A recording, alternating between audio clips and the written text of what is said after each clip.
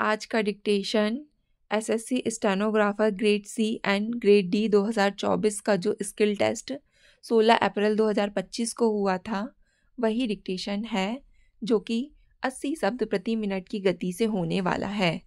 और भी previous year के डिक्टेशन आपको हमारे चैनल में मिल जाएंगे और इसकी प्लेलिस्ट भी आपको नीचे डिस्क्रिप्शन बॉक्स में मिल जाएगी। इसके अलावा आपको रोज़ डेली डिक्टेशन भी हमारे चैनल पे मिल जाएंगे।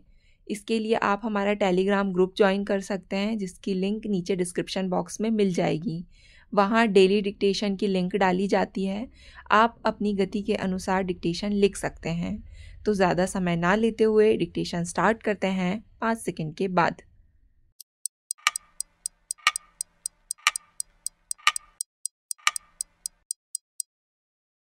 सभापति महोदय, बहुत कम हुआ है कि सारे भारतवर्ष के प्रतिनिधियों को एक जगह एकत्रित होने का ऐसा अवसर जैसा आज मिला है, कहीं विधानसभा में, कहीं संसद में।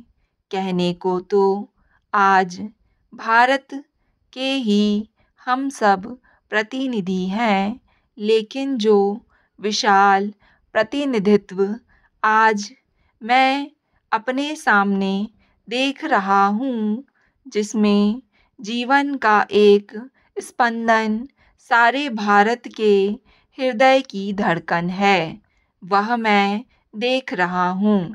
शायद अन्यत्र ऐसा दृश्य नहीं मिलता। इसलिए आज समाज को पूरे एक बार एक हृदय से कहना चाहता हूँ, यह साक्षात्कार आपका और हमारा हुआ है। यह एक नए इतिहास की नींव डालता है। यह एक नए इतिहास का प्रतीक है। यदि कहा जाए कि सन 1947 के बाद भारत की कोटि कोटि जनता को और एक बार स्वतंत्रता मिली है और एक बार स्वराज्य मिला है और समाज को स्वराज्य मिला है, जिसका वे अनुभव कर सकते हैं, जिसका वे उपयोग कर सकते हैं, तो इसमें कोई अतिशयोक्ति नहीं होगी। हमारे संविधान में, हमारे संविधान बनाने वालों ने यह अनुभव किया था कि खाली संसद बनाने से और विधानसभाओं के बनाने से हमारा स्वराज्य पूर्ण नहीं हो सकता। हमारे स्वराज्य का ढांचा, हमारी संसद का ढांचा पूरा नहीं होता। लेकिन उनके पास समय नहीं था। उनको 4 वर्ष में संविधान बनाना था, इसलिए उन्होंने उसको बनाया, केंद्र और राज्य स्तरों पर बनाया और उसके आनुषंगिक जो भी संस्थाएं और संगठन हो सकते थे, जिनकी कल्पना की जा सकती थी, जैसे उच्चतम न्यायालय, उच्च न्यायालय और लोक सेवा केंद्र, इन सारी चीज़ों की कल्पना करके उन्होंने संविधान बनाया। लेकिन बहुत कुछ उनको छोड़ देना पड़ा। 4 वर्ष में वे पूरा नहीं कर सकते थे। इसके कई कारण थे। संविधान सभाओं की चर्चाओं में कई बातें आ गई थीं। किसी ने कहा इसकी क्या आवश्यकता है, किसी ने कहा इसकी बड़ी आवश्यकता है।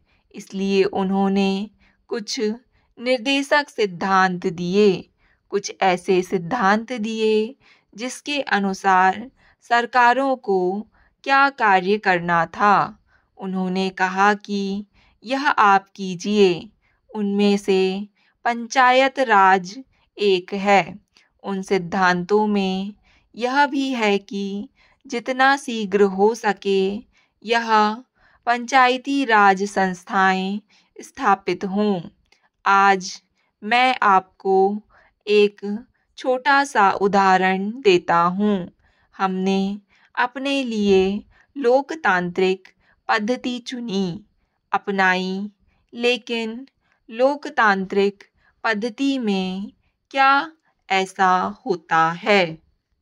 वर्तमान युग विज्ञान का युग है और प्राचीन युग अध्यात्मी था। सत्य यह है कि मनुष्य ना तो अध्यात्म को ही पचा पा रहा है और ना ही पूरी तरह विज्ञान को ही अपना पा रहा है।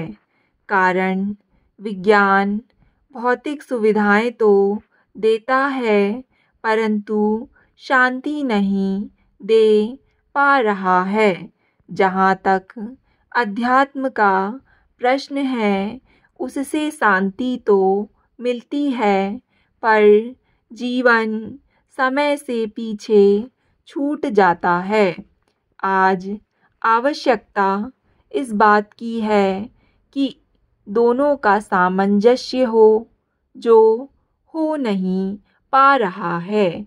यही कारण है कि मनुष्य और उससे निर्मित समाज के मध्य पौराणिक चरित्र त्रिशंकु की हालत में हो गया है, जो ना तो स्वर्ग ही पा सका और ना धरती पर लेट सका।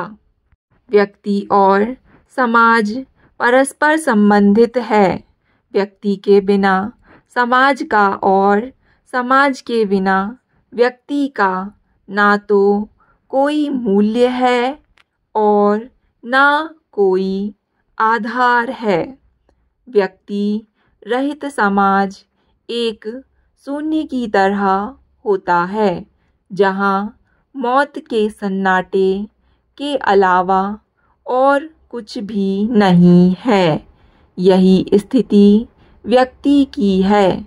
यदि वह समाज से कट जाता है तो वह समाज कंटक और आत्महंता बन जाता है।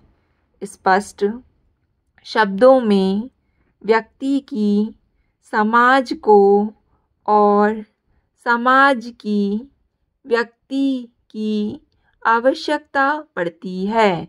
ये दोनों ही एक दूसरे के बिना व्यर्थ, नज़र और अर्थहीन होकर समाजघाती आत्महंता स्थितियों को विकसित करते हैं।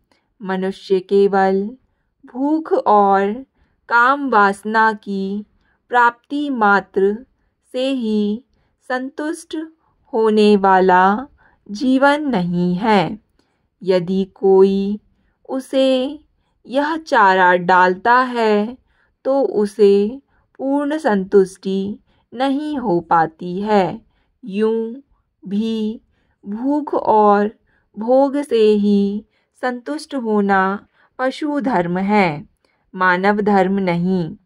मनुष्य और पशु में पर्याप्त अंतर है।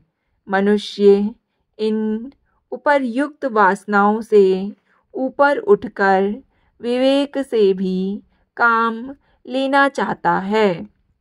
अतः उसे भोग की अपेक्षा ज्ञान अर्जन की भी आवश्यकता होती है।